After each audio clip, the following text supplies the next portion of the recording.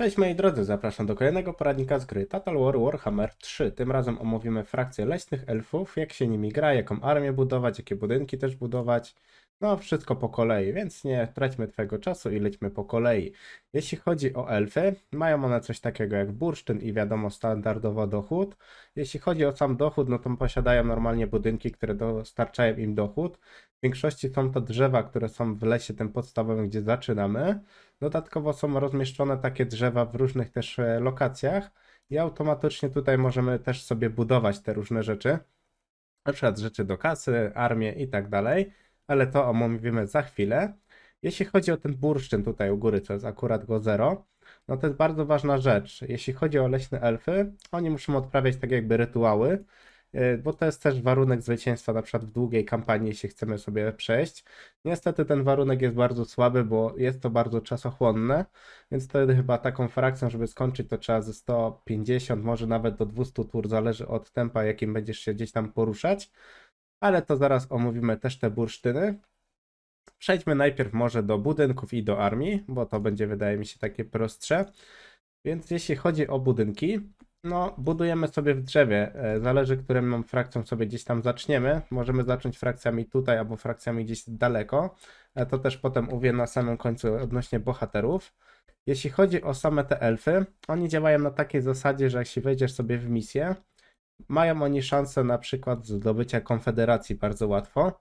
Na przykład pokonując, nie wiem, Bretonie 3 walki, Orków 3 walki i wtedy każdą tutaj z tych ras elfów możemy jakby do siebie dokoptować, czyli po prostu zjednoczyć za pomocą właśnie konfederacji. Więc tutaj w zadaniach warto sobie oglądać, jakie tam masz zadania na bieżąco, żeby po prostu je wykonywać.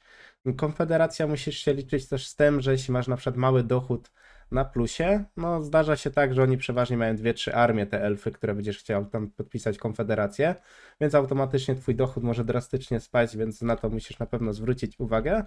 No tym bardziej, że tam też często te, tak by nie patrzeć, leśne elfy toczą co chwilę jakieś wojny z innymi, więc na to też warto zwrócić uwagę, żeby się po prostu nie wtopić. Ale warto te konfederacje brać, no bo im więcej masz tych jednostek, tym szybciej możesz zapanować nad światem. No i tak samo można gdzieś tam trochę na handlu sobie zarobić, ale wydaje mi się, że nie aż tak dużo. Przejdźmy teraz już całkowicie do budynków i do budowania po prostu armii. Jeśli chodzi o budynki i budowanie armii, no leśne elfy bardzo dobrych mają na pewno łuczników, posiadają też sporo właśnie jakichś tam potworów właśnie typu, nie wiem, smoki, na przykład drzewce. No drzewce są bardzo mocnymi potworami, no 110 pancerza, 10 tysięcy życia, no obrażeń też za mało nie mają. Więc naprawdę są dosyć dobrą jednostką, tym bardziej na przykład dobrze sobie radzą z kawalerią, no bo po prostu są duzi, więc spokojnie ich zatrzymują. Tak samo leśne smoki mają też automatycznie jakieś skille, więc też warto budować, jeśli chodzi o jednostki. No ogólnie wydaje mi się, że tu każda armia jako tako jest dosyć dobra. Każdy gra ma inny styl, więc każdy gra czymś innym. Na przykład dużo ludzi grają łucznikami, inni znowu będą grali, nie wiem, na przykład jakąś jazdą, bo jazdy też mają dosyć sporo, bo mają właśnie rycerzak na jeleniach i jest tam w paru tak naprawdę odsłonach.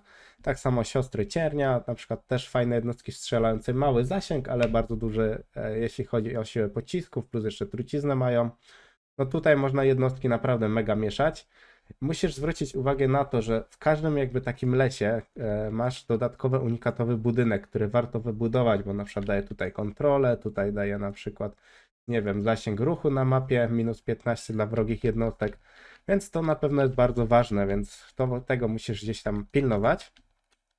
Jeśli chodzi o samą armię, jakie są na przykład u mnie skonstruowane, no u mnie jest tak naprawdę co popadnie. Przeważnie staram się mieszać na przykład trochę driad, trochę na przykład jastrzębi jeźdźców, bo są mega mocnymi jednostkami, więc warto ich na pewno rekrutować. Tak jak mówiłem wcześniej, oni nie mają za bardzo jakichś takich słabych jednostek, więc każda gdzieś ta jednostka dobrze sobie gdzieś tam będzie radzić. Na przykład strażnicy ścieżek są mega fajną jednostką, bo mają aż 190 zasięgu. Wydaje mi się, że w umiejętnościach też można ich jeszcze trochę bardziej podbić i będą naprawdę mega mocnymi strzelcami. Na daną chwilę jedni z takich najmocniejszych strzelców z właśnie takiej piechoty strzeleckiej. Jeśli chodzi jeszcze właśnie o te jednostki jeleni, no to też są dosyć fajne. Na przykład dziki jeźdźca ma dużo nawet premii do szarży, siła broni. No pancerza mógłby mieć trochę więcej, no ale w miarę i tak dosyć dobre są te jednostki, więc warto na pewno też je kupować. Jeśli chodzi jeszcze o taką mechanikę, jaką gdzieś tam musimy wykonywać, to wróćmy do tych bursztynów. I to jest na takiej zasadzie, że posiadamy na przykład dom wieków, on ma na przykład 500 punktów, musimy tutaj zdobyć, to są tak naprawdę, te punkty się nazywają zdrowie lasu, czyli jak las jest na przykład niezdrowy, czy jak gdzieś nam najeżdżają, niszczą te drzewa, automatycznie tracimy jakby to. Tutaj mamy właśnie zawsze przy takim większym dębie ikonkę, co nam daje na przykład plus, a co nam daje minus. Jeśli chodzi o plus, musimy tak naprawdę jakby kontrolować dany ten region, który tutaj jest właśnie drzewkiem oznaczony takim zielonym. Ewentualnie musimy mieć sprzymierzeńców, taki sojusz wojskowy czy tam obronny musimy mieć, jeśli na przykład jakaś frakcja Bretonii by to posiadała i wtedy też będziemy mieć na plus. Tutaj przykładowo Imperium ma, z którym mamy wojnę, to dlatego mamy na czerwono drzewko i mamy na minusie. Po co to nam jest potrzebne? No to jest nam mega potrzebne, żeby właśnie odprawiać te rytuały. Jeśli sobie najedziemy na tą fioletową ikonkę tutaj, to pisze nam, co musimy, znaczy co dostaniemy, jeśli odprawimy rytuał. Umożliwia wtedy konstrukcję tego dębu na 5. poziom. Odprawianie tak naprawdę rytuałów to jest dosyć dobry bonus. Z tego względu, że potem dostajemy właśnie te unikatowe budynki. No tutaj jest to akurat dąb na wyższym poziomie, więc tutaj jako tako nie ma nie wiadomo czego, ale niektóre drzewa mają na przykład lepsze bonusy. Jak przykładowo, nie wiem, przejdźmy sobie tutaj do tego drzewa. Tu mamy budynek na przykład ten, odblokowuje wyczerpanie z powodu przebudzenia lasu, produkcję drewna, wpływy z opłat handlowych i tych drzew tak naprawdę jest dosyć sporo na każdej mapie. Jeśli chcesz skończyć na długiej kampanii, musisz ich zdobyć 8 i mieć zapełnione i wszędzie zrobiony rytuał, ale rytuał nie jest taki prosty, z tego względu, że po pierwsze punkty otrzymujesz za właśnie trzymanie na przykład tych jakby miast, które tutaj masz znaczy napisane, miasta czy tam osady, jak zwał, tak zwał. Dodatkowo 3 punkty za każdą na przykład stoczoną walkę i wygraną walkę w okręgu na przykład tego drzewa. Tak samo jeśli sobie przejdziesz na inne drzewo, no tutaj tak samo to można nabijać. Najlepszym sposobem jak dla mnie wydaje mi się, że to jest po prostu zajęcie tych terenów, zdobywanie jakby punktów za te osady, plus po prostu zrobienie sobie tu fajnych paru armii, siedzenie na przykład na zasadzce, bo oni są mistrzami zasadzki, jeśli wejdą w las to masz 100% szansy na zasadzkę, to jest bardzo ważne jeśli chodzi o walkę. I po prostu polowanie, aż podejdą do drzewa. Szybko sobie nabijasz te punkty. W tych mniejszych drzewach musisz nabić 100 tych punktów. A jeśli chodzi o te większe drzewo, no tam musisz nabić 500, no to tam trochę to zajmuje. Ale pamiętaj, że jeśli grasz na początku na przykład tymi elfami tam, co grają na środku, na przykład Orion, no to tak naprawdę trochę tych jednostek tam jest do rozwalania. Jeszcze dodatkową rzeczą, nie wiem czy tutaj będę miał tutaj odblokowane jakieś, jest coś takiego, że chodzą tutaj takie armie. One są zaznaczone na takim białym jakby obramówce, takie białe po prostu kółeczko. Jeśli podejdziesz wtedy bohaterem, automatycznie możesz tam stoczyć walkę, na przykład jeśli tu jest, nie wiem, teren leśnych elfów, a czyli wysokich elfów, no to będziesz walczyć z leśnymi, a czyli z wysokimi elfami i wtedy dostaniesz 10 właśnie tych punktów. Co ważne, jeśli chodzi o tak naprawdę właśnie te bonusy, tu jeśli na przykład masz od 10, znaczy od 0 do 19, to od 20 do 39, otrzymujesz też dodatkowe bonusy. No tutaj są bonusy na przykład z elfami, plus zdrowie lasu, plus limit globalny na samym końcu, mega fajna rzecz. A jeśli chodzi o główny dąb, no to jest mega już ważne, no bo tutaj mamy do utrzymania na przykład wszystkich jednostek, wszystkich armii, nie w regionie, tylko całkowicie, i to już jest do 20%. No to jest bardzo dużo, plus czas odnowienia teleportacji przez głębokie korzenie. Jeśli chodzi o głębokie korzenie, możesz się po prostu różnymi armiami gdzieś teleportować między tymi drzewami i potem automatycznie będzie ci się to odnawiać. Nie pamiętam ile tam było tur z automatu, ale no trochę tu tam jest. To jest ważne, żeby się przemieszczać między tymi drzewami i poznawać nowe frakcje. Tak jak wspomniałem, możesz łączyć te frakcje właśnie tych duchów, tych właśnie wszystkich leśnych jakby frakcji, za pomocą na przykład wykonywania tych zadań, o których właśnie mówiłem, jeśli chodzi o te misje. Na przykład tu musisz pokonać wielki kata i jedną bitwę stoczyć i automatycznie będziesz mieć kolejne drzewo dla siebie. Jeśli chodzi o armię, no to o armiach już tutaj mówiłem. Pamiętaj na pewno, że musisz robić zasadzki, na pewno buduj mieszane armie. Jeszcze o armiach wspomnę to, że jeśli masz bohatera, masz coś takiego jak otwarte gałęzie. To jest na dolnym pasku jakby technologii bohatera, umiejętności.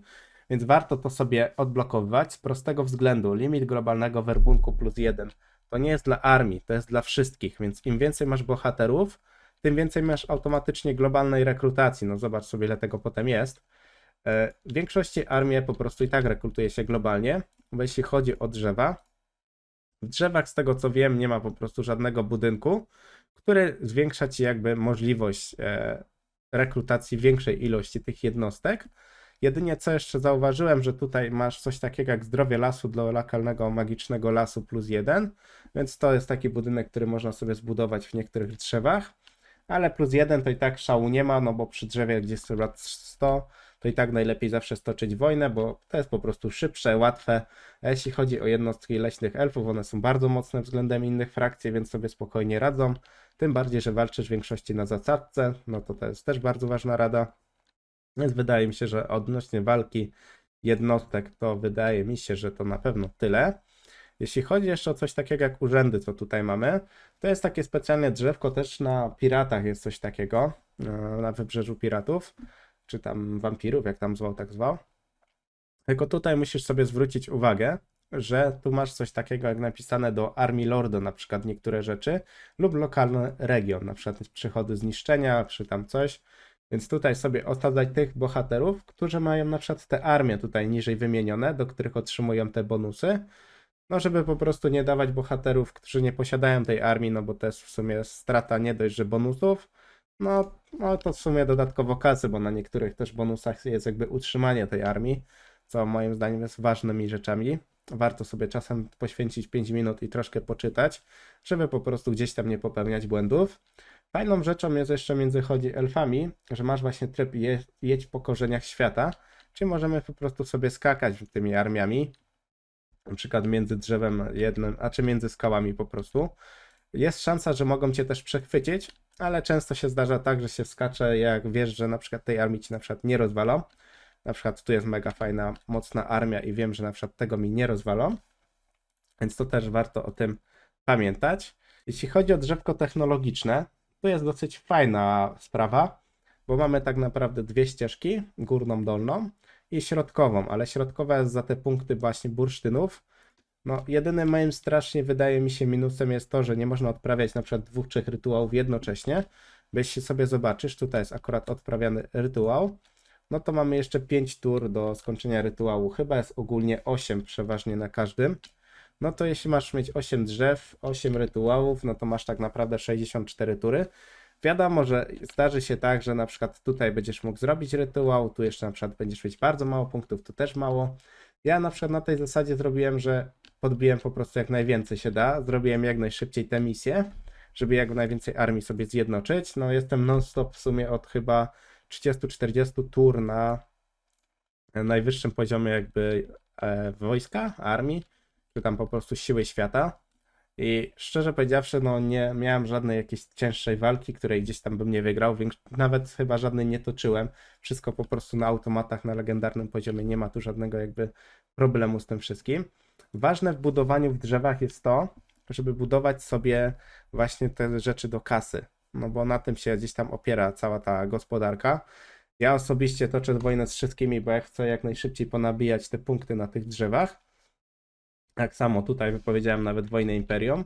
Jak sobie zobaczysz, tutaj mam jedno drzewo, tam na jednym się już robi. No tutaj jest też kolejne drzewo i no nie mogę tutaj na przykład zrobić tych rytuałów, więc na to musisz zwrócić uwagę, że nawet jak sobie szybko nabijesz te liście, czy tam jak tam zwał te zdrowie lasu, no to nie będziesz mógł odprowadzić tych jakby, odprawić tych rytuałów, więc na to warto też po prostu zwracać uwagę. Wydaje mi się, że o elfach to tyle. No nie ma, wydaje mi się, tu jakichś mega skomplikowanych mechanik. No ważne jest na pewno rekrutowanie armii, że rekrutujesz globalnie. Na pewno musisz pamiętać o tych rytuałach, żeby je odprawiać, żeby po prostu nie plątać się po mapie i nie tracić czasu. W drzewach na początku będą ci się pojawiać takie właśnie armie na takim białym terenie, właśnie coś tego typu, tylko takie mniejsze i białe. To są jakby zagrożenia lasu, to też będzie ci wyskakiwać w powiadomieniach po prawej stronie, więc wtedy automatycznie weź jakąś mocniejszą armię i to rozwalaj na bieżąco. Więc wydaje mi się, że to tyle. Na pewno pamiętaj jeszcze o bohaterach, żeby po prostu ich wsadzać po prostu w urzędy, to jest ważna rzecz. A drugą ważną rzeczą, żeby odblokowywać otwarte gałęzie, żeby móc po prostu rekrutować armię globalnie, ile się tylko da. No jak tutaj zauważysz, jest dosyć spoko rekrutacja. No i tak naprawdę broń swoich drzewek. Wydaje mi się, że to tyle odnośnie leśnych elfów. Przejdziemy jeszcze do bohaterów, omówię troszkę bohaterów i wydaje mi się, że to tyle. Jeśli chodzi jeszcze jeden taki malutki bonus, jeśli skaczemy sobie właśnie tymi jedź po korzeniach świata i będziemy sobie przykładowo tutaj na krawędzi, to możemy przeskoczyć sobie automatycznie tutaj, nie musimy sobie przepływać, to jest bardzo ważne, bo można wtedy unikać na przykład wrogich armii, to jest naprawdę duży plus. Dobrze, przyszedł czas na omówienie bohaterów, jest ich na daną chwilę 4. Mamy tak naprawdę Oriona, czyli tym, którym akurat wam pokazywałem jak się gra. Mamy tutaj na przykład efekty frakcji, odblokowuje wyjątkowy dziki gon, koszt utrzymania armii dla Oriona za każdą aktywną wojnę. No to jest mega fajne, bo jak mówiłem, im więcej tej wojny, tym więcej mamy automatycznie dochodu.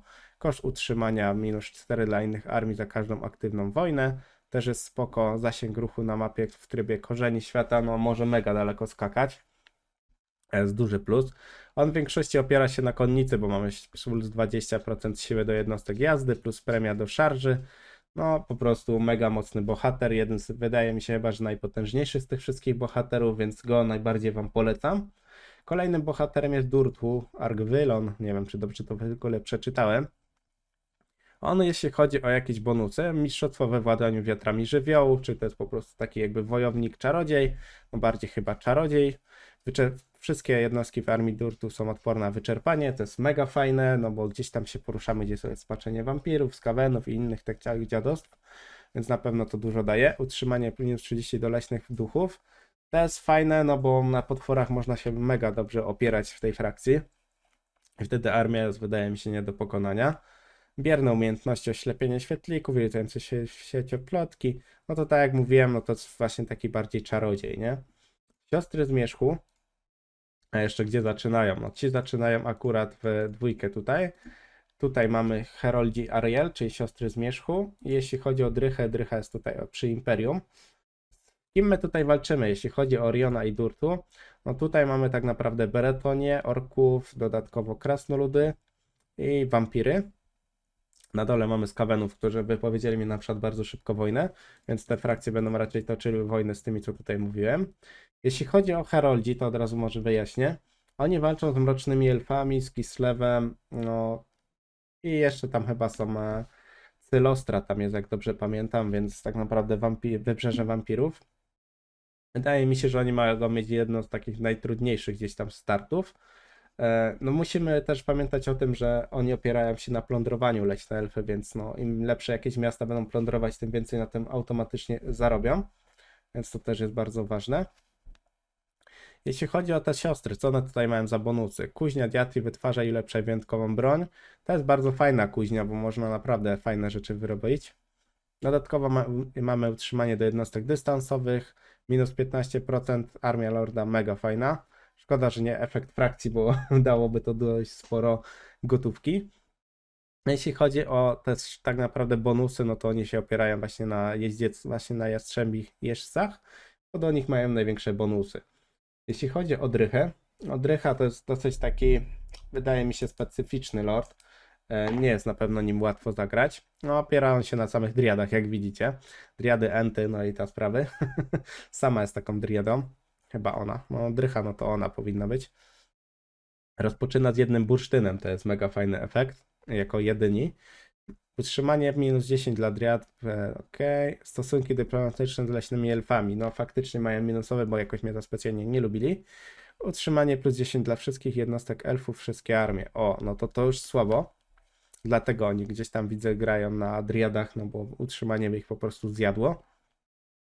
Efekty lorda, kontrola, atak zwarciu, siła broni dla driad, no czyli po prostu gramy samymi driadami. Z jednej strony ciekawie, no bo gdzieś tam mniej tych łuczników używamy, ewentualnie musimy się narazić na jakieś koszty utrzymania, no ale wydaje mi się, że Orionem najbardziej wam polecam, ewentualnie Durtu, no bo oni są w tym jakby głównym drzewie wieków, więc dom wieków tam jest dosyć wygodnie, dużo kasy na początku można zarobić i wydaje mi się, że to są ciekawi na pewno lordowie. Dzięki moi drodzy za oglądanie, mam nadzieję, że wam się będzie podobało i zapraszam też do innych moich poradników i też serii. Cześć!